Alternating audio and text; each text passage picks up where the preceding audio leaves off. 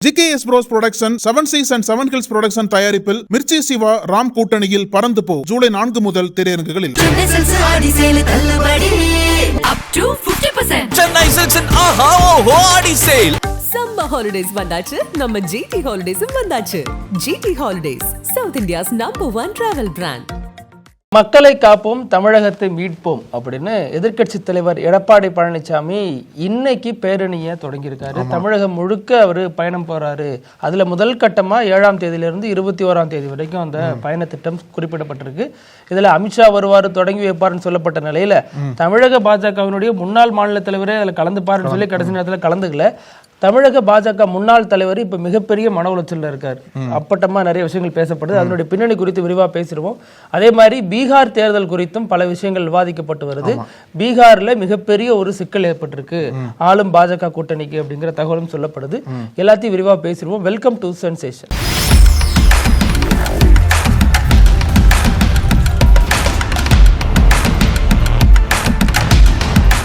வணக்கம் பிருத்திவி. வணக்கம். அதிமுகவோட பொதுச் செயலாளர் தமிழ்நாட்டோட எதிர்க்கட்சி தலைவர் எடப்பாடி பழனிசாமி இன்னைக்கு அவரோட அடுத்த ஆண்டு நடைபெறக்கூடிய சட்டமன்ற தேர்தலுக்கான பிரச்சாரத்தை நீ தொடங்கியிருக்காருன்னு சொல்லணும். அபிஷியலா இன்னைக்கு கோயம்புத்தூர் மேட்டுப்பாளையத்தில் தொடங்கப்பட்டிருக்கு. நீங்க சொன்னது போல இந்த மாதம் இறுதி வரை 21ஆம் தேதி வரைக்கும் தஞ்சாவூர்ல அந்த பட்டுக்கோட்டை என்ற நகரம் இருக்கு இல்லையா, அங்க முடிக்க போறாரு போல. இந்த ஒரு நீண்ட நெடிய பிரச்சாரத்தை எடப்பாடி பழனிசாமி மேற்கொள்ள போறார். இந்த ஒரு டைம்ல தான் அவரோட தலைமை பண்பு மீண்டும் விவாதத்துக்கு எழுந்திருக்குன்னு சொல்லணும். ஏன்னா 2019 அவர் கட்சிக்கு தலைமையா வரும்போது அதிமுக பாஜக கூட கூட்டணி வச்சிருந்தாங்க. நாடாளுமன்ற தேர்தல் பாஜக தான் சந்திக்கிறாங்க. 2021 அதிமுக பாஜக கூட்டணி தேர்தல் சந்திக்கிறாங்க இல்லையா. அப்புறம் டக்குன்ட்டு பாஜக இருந்து வெளியே வந்துடுறாங்க. 2024 நாடாளுமன்ற தேர்தல் அதிமுக பாஜக இல்லாம தனித்து போட்டி போடுறாங்க. டக்குன்னுலாம் வரலைங்க. முன்னாள் பாஜக மாநில தலைவர் அண்ணாவை ஜெயலலிதா பத்தி பேசின கருத்துக்கு அப்புறம் அதுக்கப்புறமும் வரல வேற சில நிர்பந்தங்களுக்கு அடிப்படையில் வெளில வந்தாங்க. அப்புறம் தேமுதிகவோட கூட்டணி வச்சு 2024 நாடாளுமன்றத்தை சந்திச்சாங்க இல்லையா. மீண்டும் ஒரு வருடத்துக்குள்ளேயே இப்போ கூட்டணி லாக் பண்ணிருக்காங்க. இப்போ எதுக்காக மீண்டும் வந்தாங்கன்னு சொல்லிட்டு பல காரணங்கள் ஓடி இருக்கிற சமயத்துல தான் இந்த தேர்தல அதிமுக ஒருவேளை அந்த அளவுக்கு வெற்றி பெறல அப்படின்னா மீண்டும் எடப்பாடி பழனிசாமியோட தலைமை பண்பு கேள்விக்குறியாகும். ஏன்னா தொடர் தோல்விகளை சந்திச்சுட்டு வர்றாரு இல்லையா. அந்த மாதிரி டைம்ல பாஜகவோட கூட்டணி வச்சிருக்கீங்க, அந்த மாதிரி டைம்ல உங்களுக்கு வெற்றி கிடைக்குமா கிடைக்காதா அப்படின்ற பட்சத்துல தான் அவரோட அந்த பிரச்சாரத்தை கட்சி நிர்வாகிகளுக்கு ஒரு உற்சாகத்தை கொடுத்திருக்குன்னு சொல்லலாம். ஏன்னா கோயம்புத்தூர்ல ஆரம்பிக்கிறாரு. எங்க அவருக்கு ஸ்ட்ராங் ஹோல்டா இருக்காங்களோ அதிமுகவுக்கு கொங்கு பெல்ட் தான் ரொம்ப ஸ்ட்ராங் ஹோல்டுன்னு சொன்னாங்க. ஆனா நாடாளுமன்ற தேர்தலில் அந்த தொகுதியில ஒன்றும் ஜெயிக்கலையா. 39 திமுக கூட்டணி தான் அடிச்சிச்சு. நாடாளுமன்ற தேர்தலில் திமுகவோட ஓட் பேங்க் அப்படியே தான் இருந்தது. 2019க்கும் 24 கம்பேர் பண்ணும்போது திமுகவோட வாக்கு வங்கி அப்படியே தான் இருந்தது. ஆனா பாஜக குறுக்க அதிமுக தனித்து சந்திச்சாங்க இல்லையா, அதுல பாஜக கோயம்புத்தூர்ல 2ஆம் இடத்துக்கு வந்துட்டாங்க. அதிமுக 3ஆவது இடத்துக்கு போயிருச்சு. அங்க பாஜக அதிமுகவோட ஓட் பேங்க் தான் குறி வச்சு வராங்கன்னு சொல்லிட்டு அதிமுகவனுக்கு தெரியுமா தெரியாதான்னு தெரியல. இருந்தும் அங்கதான் கூட்டணி வச்சிருக்காங்க மறுபடியும்.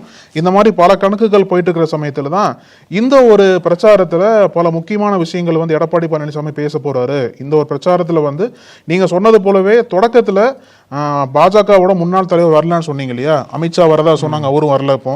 ஆனா அந்த பிரச்சாரத்தோட இடைப்பட்ட நாட்கள்ல நயினா நாகேந்திரன் ஒருவர், எல்முருகன்லாம் வரதா சொல்றாங்க. இதுல குறிப்பா என்ன முன்வைக்க போறாரு அப்படின்னா, இப்ப இருக்கக்கூடிய தமிழ்நாட்டில் சட்டம் ஒழுங்கு பிரச்சனை, பெண்களுக்கு பாதுகாப்பு இல்ல திமுக ஆட்சியில், அப்படி போன்ற பல பிரச்சாரங்கள். அது மட்டும் இல்லாம விலைவாசி உயர்வு, அப்புறம் எங்களோட திட்டத்தை திமுக அவங்களோட ஸ்டிக்கர் அடிச்சு இது பண்றாங்கன்னு சொல்லிட்டு ஒரு குற்றச்சாட்டு.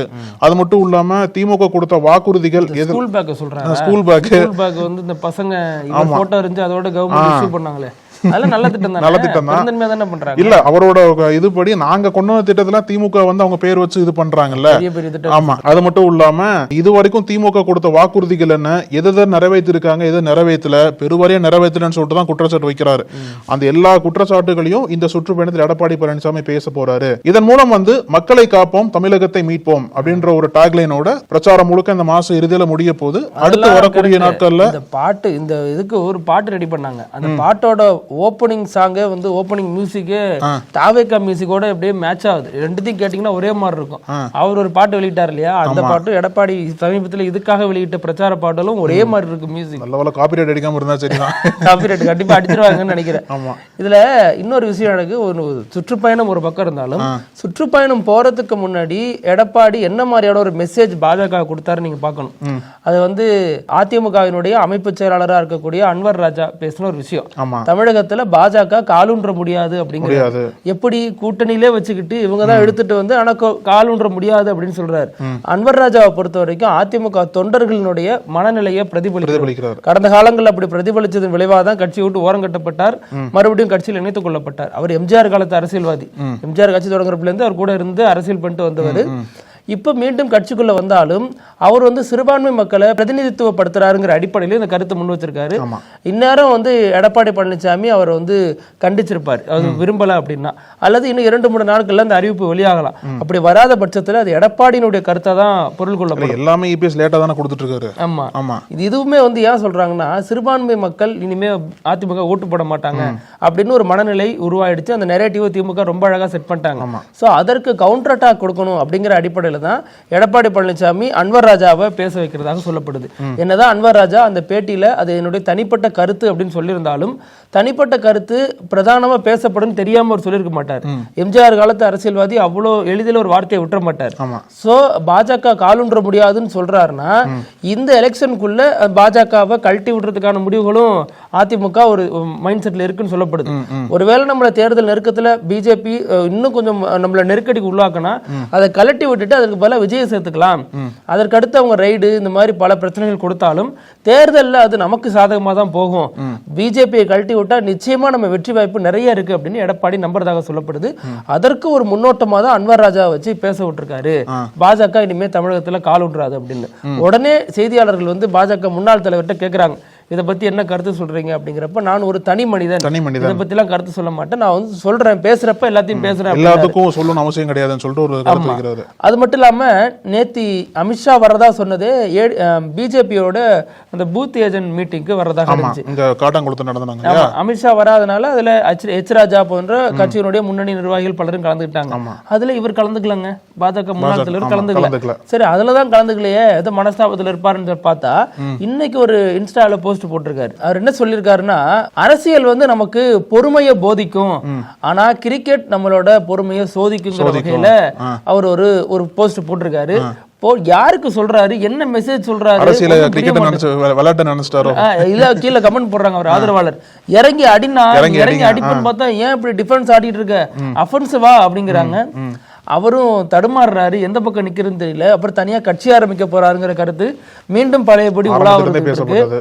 இவர் வந்து அமித்ஷா வராததும் இதுக்கு ஒரு காரணம் சொல்லப்படுது. இவர் தரப்புல விசாரிக்கும் பொழுது அமித்ஷாவே வரல, நான் போய் என்ன பண்ண போறேங்கிறதுனால தான் அவர் போகல. அது மட்டும் இல்லாம இப்போ உள்ள மாநில தலைவரோட அவருக்கு கொஞ்சம் பிணக்கு இருக்கு. அதுவும் இல்லாம அதிமுகல இப்படி ஒரு கருத்துக்கெல்லாம் வர்றது அவர் விரும்பல. அவர் மாநில தலைவரா இருந்தாருன்னா இந்நேரம் கொடுக்கக்கூடிய பதிலே வேற ஒண்ணா இருந்திருக்கும், கூட்டணியே வந்திருக்க மாட்டாங்க. ஆனா இப்ப இருக்கிற பாஜக மாநில தலைவர் ரொம்ப இறங்கி போறாரு, அதை அவர் ஏத்துக்க மாட்டேங்கிறாரு. அதனால அவருக்கு பெரிய மனக்கசப்பு இருக்கு அப்படின்லாம் சொல்லப்படுது. இதுல முக்கியமான விஷயம் நீங்க சொன்னீங்களே, அன்வர் ராஜா சொன்னீங்க இல்லையா, அதுலயும் வந்து எடப்பாடியோட தலைமை பண்பு பேசியாகணும். ஏன்னா நீங்க சொன்னது போல ஒரு கணக்கை முன் வச்சார் அப்படின்னா அவரோட அரசியல் எதிர்காலத்துக்கு பெரிய கேள்விக்குரிய முடியும்னு சொல்றாங்க இல்லையா. எங்க நீங்க கரெக்டா நிக்கிறீங்க? இப்ப வந்து பாஜகவோட தான் கூட்டணி போடுறீங்க அப்படின்னா சட்டமன்ற தேர்தல் தான் கூட்டணி வச்சதா சொன்னீங்க. நான் தேசிய ஜனநாயக கூட்டணி என்பது பாஜக தலைமையில் ஒரு கூட்டணி தானே, பாஜக தான் தலைமை தாங்குறாங்க அந்த கூட்டணிக்கு. அப்படின்ற சமயத்துல தேர்தல்களுக்கு தான் அந்த கூட்டணி வந்து உருவாக்கப்பட்டிருக்கு. அப்படி இருக்கும்போது நீங்க அதை தெரிஞ்சுதான் சேர்றீங்க.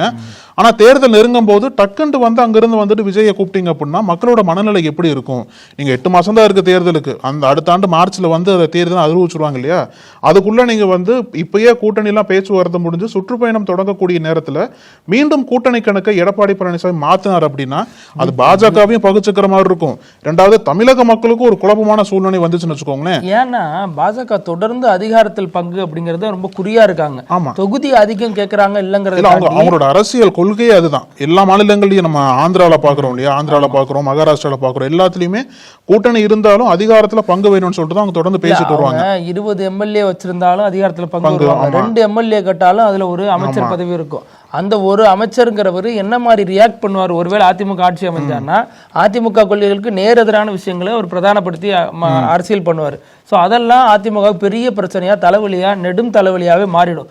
அதனாலதான் எடப்பாடி பழனிசாமி பிஜேபிக்கு பதிலாக நமக்கு விஜய் தேவலான்னு நினைக்கிறாரு. ஆனா விஜய் கட் அண்ட் ரைட்டா சொல்லிட்டாரு, ஏன் தலைமையில தான் கூட்டணி செய்யும் வேட்பாளர்னு சொல்லிட்டு அவங்களும் கட்சி சொல்றாங்க. ஆனா திமுக பாஜகவோட கூட்டணி இல்லைன்னு சொன்னவர் அதிமுகவோட இல்லைன்னு அழுத்தமா சொன்ன மாதிரி தெரியல. அதே நேரம் இது வந்து எல்லாமே அரசியல்ல வந்து நிபந்தனைகளுக்கு உட்பட்டது அப்படிங்கிற மாதிரி கடைசி நேர முடிவுகளுக்கு உட்பட்டது இது எல்லாமே.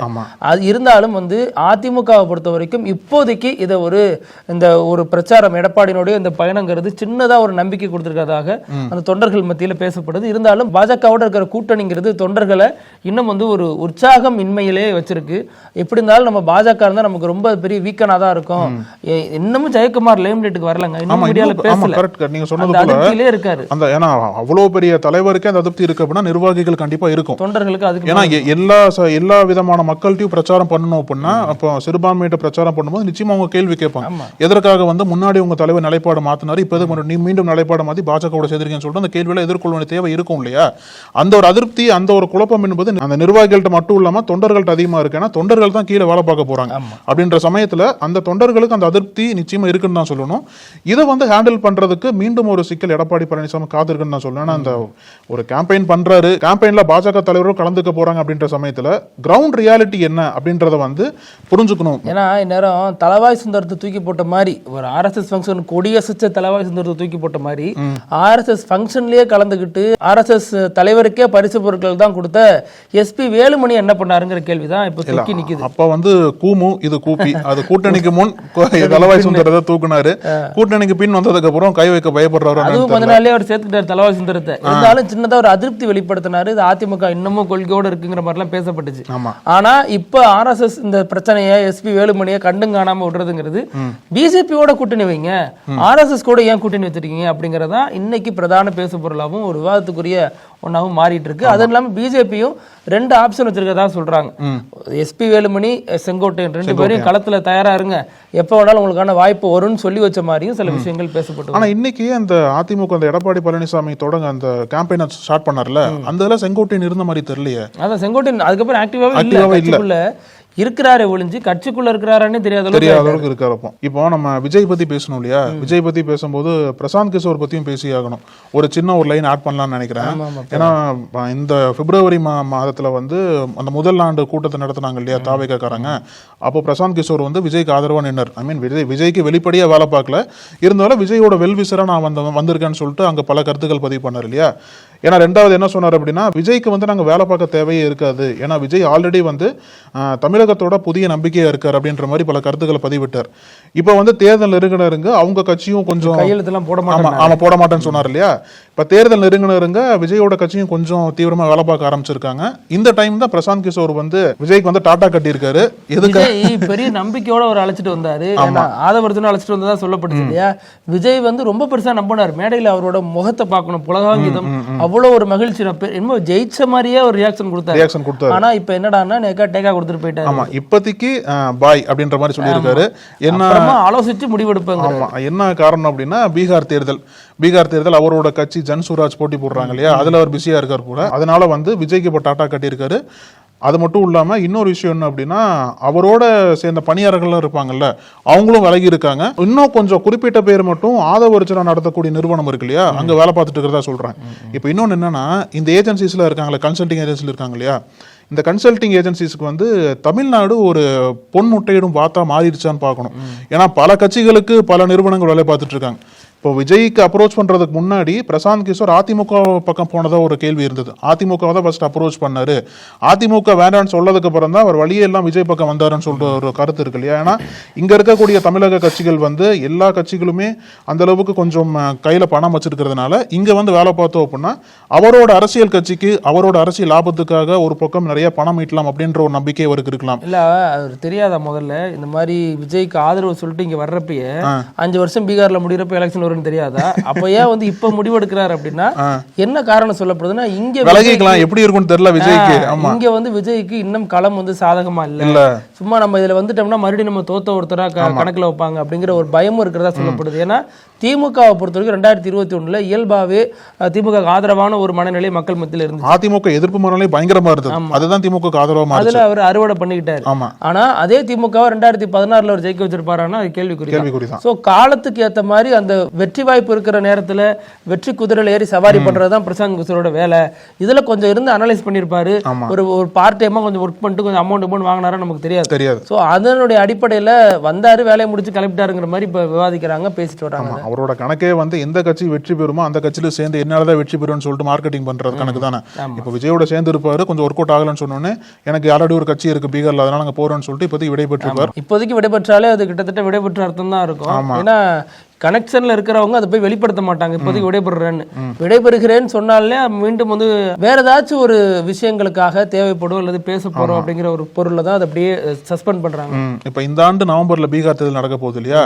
பீகார் தேர்தலில் அவருக்கு எப்படி அந்த ரிசல்ட் வரப்போகுது, அவரோட அந்த அரசியல் சாணக்கியத்தனம்லாம் அவரோட கட்சிக்கு எடுபடுமா அப்படின்றத பார்த்துட்டு தான் அதுக்கப்புறம் டிசைட் பண்ணுவாரு தமிழ்நாட்டுக்கு. ஏன்னா தமிழ்நாட்டிலே அடுத்த ஆண்டு தேர்தல் நடக்க போகுது. அவரோட கட்சி எப்படி வந்திருக்கு, இப்போ வடிவேல் சொல்லல துபாய்க்கு போலாமா வேண்டாமான்ற மாதிரி அவரோட கட்சியோட ஃபியூச்சரை பொறுத்து தமிழ்நாட்டுக்கு போலாமா, மீண்டும் விஜயோட சேர்ந்து வேலை பார்க்கலாமா அப்படின்றது எல்லாமே நவம்பர் தேர்தல் முடிஞ்சதுக்கு அப்புறம் தான் தெரியும் இல்லையா? இப்போ இன்னொரு மிக சர்ச்சையான விஷயம் பீகார்ல என்ன மாறி இருக்கு அப்படின்னா, தேர்தல் ஆணையம் ஒரு திட்டத்தை கொண்டு வந்திருக்காங்க. என்ன திட்டம் அப்படின்னா, வாக்காளர்களுடைய தீவிர திருத்த பணி அப்படின்ற மாதிரி சொல்றாங்க. அதாவது 2003ஆம் ஆண்டு இந்த பணியை கடைசியா மேற்கொண்டிருக்காங்க. கிட்டத்தட்ட 21 ஆண்டுகள் கழிச்சு இப்பதான் மீண்டும் அந்த பணியை தொடங்க போறாங்க. என்ன சிம்பிளா சொல்லணும் அப்படின்னா, இது வரைக்கும் பீகார்ல வாக்காளர்கள் இருப்பாங்க இல்லையா, அந்த பட்டியல் எல்லாத்தையும் தூக்கி போட்டு புதுசா ஒரு பட்டியலை உருவாக்க போறாங்க. அதுதான் வந்து இந்த தீவிர திருத்த பணின்னு சொல்றாங்க. அதாவது சார் SIR சொல்றாங்க. இதோட இதுவே என்னன்னு கேட்டீங்கன்னா ஸ்பெஷல் இன்டென்சிவ் ரிவிஷன் அப்படின்றாங்க ஆங்கிலத்தில். இதுதான் வந்து அந்த திட்டத்தை தேர்தல் ஆணையம் அறிவிச்சிருக்காங்க பீகார்ல. ஆரம்பத்தில் இருந்து புதுசா வாக்காளர்கள்லாம் இப்ப வந்து இதுல இணைக்க போறாங்கன்னு சொல்றாங்க. இதுல முக்கியமான சர்ச்சை என்ன அப்படின்னா, இப்ப புதுசா வாக்காளர்கள் என்னன்னா 2003ஆம் ஆண்டு பதிஞ்சிருப்பாங்க இல்லையா, அந்த பதியப்பட்ட வாக்காளர்கள்லாம் மேற்கொண்டு பல ஆவணங்களை கொடுத்தா மட்டும்தான் வாக்காளர்கள் ஆக முடியும்னு சொல்லிட்டு சொல்றாங்க. அந்த ஆவணங்கள்ல வந்து ஆதார் கார்டு கிடையாது. இதுதான் பெரிய சர்ச்சையே. அதாவது பீகார் மக்கள்கிட்ட வந்து ஆதார் கார்டு வந்து அதிகமா இருக்கு. அந்த ஆதார் கார்டை வந்து ஆவணமா ஏத்துக்காம இன்னும் சில ஆவணங்கள் இருந்தா மட்டும்தான் உங்களை வந்து வாக்காளர் பட்டியலை ஏத்துக்க முடியும்ன்ற மாதிரி ஒரு சர்ச்சைக்குரிய திட்டத்தை கொண்டு வந்திருக்காங்க போல. இதுல குறிப்பா என்ன சொல்லணும் அப்படின்னா, இதுல இருக்கக்கூடிய பிரச்சனையே பீகார் மக்கள் வந்து இந்தியாவில் இருக்கக்கூடிய பல மாநிலங்களுக்கு தொழிலுக்காக போறவங்க. கிட்டத்தட்ட ஒரு 1 கோடி மக்களுக்கு அந்த மாதிரி இருக்காங்க. நம்ம தமிழ்நாட்டிலேயே நிறைய பீகார் மக்கள் இருப்பாங்க இல்லையா, அவங்க வந்து அவங்கள்ட்ட அந்த டாக்குமெண்ட்ஸ்லாம் இருக்குமா? ஏன்னா 2004ஆம் ஆண்டுக்கு அப்புறம் பீகார்ல பொறுத்தவரைக்கும் நிறைய பேர்கிட்ட பர்த் சர்டிபிகேட்டே கிடையாது. ஆனால் அரசாங்கம் தான் முடிவு பண்ணணும் சொல்லணும். அந்த அரசாங்கம் தான் பிரச்சனையை தீர்வு பண்ணணும். பர்த் சர்டிபிகேட்டே இல்லாத மக்கள்கிட்ட வந்து அந்த ஒரு ஆவணம் நீங்க கேட்கும் போது அவங்கள்ட்ட ஆவணம் இல்லாத பட்சத்துல நீங்க இந்திய குடிமகன் இல்லைன்னு சொல்லிட்டு நிராகரிக்கப்பட வாய்ப்பு இருக்குன்னு சொல்றாங்க. இப்போ ஆவணங்கள் இல்ல, நீங்க ஆவணம் காட்டுங்க, நீங்க இந்திய குடிமகன் சொல்லிட்டு ஆவணம் காட்டினா மட்டும்தான் உங்களுக்கு வாக்காளர் பட்டியல் கொடுக்கப்படும் சொல்றாங்க, வாக்காளரா சேர்க்கப்படும் சொல்றாங்க. அந்த ஆவணம் இல்ல அப்படின்னா இந்திய குடிமகனே இல்லைன்னு சொல்லிட்டு ஒரு முத்திரை குத்திட்டு அவங்க அந்த பீகார் தேர்தலில் வாக்களிக்கவே முடியாதுன்னு சொல்றாங்க. கிட்டத்தட்ட 2 கோடி மக்கள் இதை பாதிக்கும்னு சொல்றாங்க. அந்த அளவுக்கு வந்து மைக்ரன்ஸ் வந்து இந்தியா முழுக்க இருக்காங்க. அவங்களுக்கு எதுவுமே தெரியாது. ஏன்னா பீகார் வந்து ஏழை மக்கள் கொண்ட மாநிலம் அதிகமா இருக்கு. அப்புறம் வந்து மைனாரிட்டிஸ் அதிகமா இருக்காங்க. இந்த மாதிரி இந்தியா முழுக்க பல பீகாரி மக்கள் வந்து வேலை பார்த்துட்டு இருக்கிற சமயத்துல தேர்தலுக்கு கொஞ்சம் மாசத்துக்கு முன்னாடி டக்குன்னு இப்படி ஒரு திட்டத்தை கொண்டு வரும்போது எப்படி அவங்க ஊருக்கு போய் அந்த டாக்குமெண்ட் ரெடி பண்ண முடியும்? ரொம்ப கஷ்டம் இல்லையா? அதனால வந்து இதனாலேயே பல வாக்காளர்கள் வந்து இதுல புறக்கணிக்கப்பட வாய்ப்பு இருக்கு. இது வந்து பாஜகவோட சதி திட்டம்னு சொல்லிட்டு எதிர்கட்சிகளா குற்றம் சாட்டுறாங்க. அது மட்டும் இல்லாம சுப்ரீம் கோர்ட் வரைக்கும் போயிட்டாங்க. மகுவா மைத்ரெல்லாம் சுப்ரீம் கோர்ட்டுக்கே போயிட்டாங்க. என்ன சொல்றாங்க அப்படின்னா, இது பீகாரோட மட்டும் நிக்காது, அடுத்த ஆண்டு வரக்கூடிய வெஸ்ட் பெங்கால், அப்புறம் தமிழ்நாடு, கேரளா மாநிலங்கள் ஃபுல்லா பரவ வாய்ப்பு இருக்கு. இல்ல குறிப்பா வந்து இஸ்லாமியர்களை நிராகரிச்சு அவங்கள வந்து புறந்தள்ளிட்டு மீதி உள்ள மக்களை தான் வாக்காளர்களா கொண்டு வரணும்னு சொல்லிட்டு தான் பாஜக பிளான் பண்றாங்க. அந்த முன்னாடி NRCன்னு கொண்டு வந்தாங்க இல்லையா, அந்த பங்களாதேஷ் எல்லாம் இந்தியாவுக்கு வந்திருப்பாங்க, அவங்களை ஃபுல்லா இதுல நீக்கணும்னு சொல்லிட்டு திட்டம் கொண்டு வந்தாங்கல்ல, அதுவே ஃபெயிலியர் திட்டம் தான். அந்த மாதிரி ஒரு திட்டத்தை வந்து அவசர கதியில இந்த தேர்தல் ஆணையம் வந்து பீகார்ல கொண்டு வந்திருக்காங்க. இது பல மக்களை வந்து அவங்களோட அடிப்படை உரிமையை உறுதி செய்யாம அவங்கள புறக்கணிக்கும் விதமா இந்த திட்டம் இருக்க போகுது. இந்த மாதிரி திட்டம் நிச்சயமா பீகார்ல கொண்டு வந்தாங்க அப்படின்னா இது எப்படி ஒரு சுதந்திரமான தேர்தலா இருக்கும் அப்படின்ற மாதிரி பல கேள்விகள் கேட்டு சுப்ரீம் கோர்ட்டுக்கு போயிருக்காங்க. வருகிற ஜூலை 10ஆம் தேதி அந்த மனுவை வந்து விசாரிக்க போறதா சொல்றாங்க. சோ இந்த 10ஆம் தேதி விசாரணைக்கு அப்புறம் தேர்தல் ஆணையம் கொஞ்சம் இதை பின்வாங்க வாய்ப்பு இருக்கா, இந்த தேர்தல் ஆணையம் ஸ்ட்ராங்கா நிக்குமா அப்படின்றத பொறுத்து இருந்து பார்க்கலாம். அதே மாதிரி பீகார் அரசியலை பொறுத்த வரைக்கும் நிதிஷ்குமார் மீண்டும் ஒரு சிக்கல்ல சிக்கியிருக்காரு. நிதிஷ்குமார் தான் முதல்வர் வேட்பாளராக அறிவிக்கப்பட போகிறார் அப்படின்னு எதிர்பார்க்கப்படுது. ஆமா, பிஜேபி கடந்த முறை போல மெஜாரிட்டி இல்லைனாலும் இவரை கொண்டு வருமா அப்படிங்கிறதெல்லாம் ஒரு சர்ச்சைக்குரிய விவாதம். அதுல இப்ப சிராக் பாஸ்வான் வந்து மத்திய அமைச்சரா இருக்கார் இல்லையா, அவர் வந்து மீண்டும் பீகார் தேர்தலில் கான்சன்ட்ரேட் பண்றாரு. நான் பீகாருடைய முதல்வர் வேட்பாளராக நிற்க போறேன் சொல்லியிருக்காரு. இதெல்லாம் வந்து பெரிய அளவுல ஒரு விவாதத்தை கிளப்பியிருக்கு பீகாருக்குள்ள. பாஜக கூட்டணிக்குள்ளே ஒரு சலசலப்பை ஏற்படுத்தியிருக்கு. எலெக்ஷன் வந்தா அந்த பிரச்சனை எல்லாம் வரும். ஆனா சிராக் பாஸ்வான் இப்படி திரும்பி இருக்கிறது நிதிஷ்குமாருக்கு எதிராகவா அல்லது பிஜேபிக்கு எதிராகவா அப்படிங்கறதா வாத பிரதிவாதங்களை ஏற்படுத்தியிருக்கு. நிதிஷ்குமார் வந்து அவரோட பையனை கொண்டு வரதா முயற்சி பண்ணிருக்காரு. அதோட சேர்ந்து இப்படி ஒரு சிக்கல் வந்திருக்கு, பார்க்கலாம் பொறுத்து. அப்புறம் நிகழ்ச்சியினுடைய கடைசி பகுதி இப்படி எல்லாமா நடக்கும் அப்படிங்கிறதுக்கு வந்திருக்கோம். இந்த செக்மெண்ட்ல ஒரு செமையான ஒரு சம்பவம் என்ன அப்படின்னா, ஒரு பொண்ணு இருக்காங்க. அவங்க வந்து எங்கேயாச்சும் ஒரு பையனை பாக்குறாங்க அப்படின்னா, அந்த பையனை எனக்கு பிடிச்சிருக்கு டாடி அப்படின்னா போதும். அது ஒரு வடிவேல் பிரபு படத்துல வரும்ல, அது மாதிரி சம்பந்தப்பட்ட பையனை கடத்திட்டு போயிடுறாங்க. அந்த பையனை கடத்திட்டு போய் அந்த பொண்ணோட வீட்டுல வச்சு இப்ப சொல்லு அந்த பொண்ணு உனக்கு பிடிச்சிருக்கான்னு கேக்குறாங்க. அந்த பெண்ணை அந்த பையனுக்கு பிடிச்சிருந்தா அடுத்த கட்ட கல்யாணம், அப்படி இல்லைன்னா அப்படியே விட்டுறாங்க. இது நல்லா இருக்குல்ல, ஒரு மாதிரி புதுசா இருக்கு. மேகாலயாவில் காரோ அப்படின்னு ஒரு பழங்குடியின மக்கள் இருக்காங்க. அவங்க தான் அப்படி பண்றாங்க. அந்த இனத்துக்குள்ள இருக்கிற பெண்கள் வந்து அந்த இனத்தை சுற்றி இருக்க ஆண்களை வந்து பிடிச்சிருக்கு அப்படின்னா நேரா அவங்க வீட்டுக்கு போய் சம்மதம் கேட்க மாட்டேங்கிறாங்க, கடத்திட்டு வந்து அது அவங்களோட முறைன்னு சொல்லப்படுது. கடத்திட்டு வந்து வீட்டுல வச்சு இப்ப சொல்லி என் பொண்ணை பிடிச்சிருக்கான்னு கேக்குறாங்க. ஒரு 50 பேர் சுத்தி இருந்து பிடிச்சிருக்கான்னு கேட்டா என்ன சொல்ல முடியும் தெரியல. ஆனா இது ஒரு வினோத பழக்கமா இருக்கு. இந்த பழக்கம் பத்தின செய்திகள்லாம் இப்ப வெளியாயிட்டு வருது. புதுசா பண்றீங்கப்பா, ரொம்ப புதுசா இருக்கு. பிடிச்சிருக்க பொண்ணு ஓப்பனா சொல்லுங்க, சம்மந்தம் பேசுங்க. ரைட்டு, கடத்திட்டு வந்து மிரட்டி சம்மதம் பண்ணுவது எப்படி இருக்கும்? இது அவங்களுடைய பாரம்பரிய வழக்கமா இருக்கு சொல்லப்படுது. இதே மாதிரி நாளைக்கும் பல செய்திகளோட சந்திக்கலாம். அழகு, நன்றி. தொடர்ந்து பேச நன்றி. நக்கீரன் டிவிக்கு சப்ஸ்கிரைப் செய்யுங்கள். உங்கள் ஆதரவே எங்கள் பலம். ஆசிரியர்களுக்கு நண்பனாகவும் மாணவர்களுக்கு ஆசானாகவும் திகழும் தேர்வு வழிகாட்டி. ஒவ்வொரு பாடத்திற்கும் அனுபவமிக்க ஆசிரியர்களின் துல்லியமான தெளிவான விடைகள். CNC இருக்கு, தேர்வு பயம் எதற்கு? இது தீரன் பப்ளிஷிங் ஹவுஸ் விற்பனை வெளியீடு.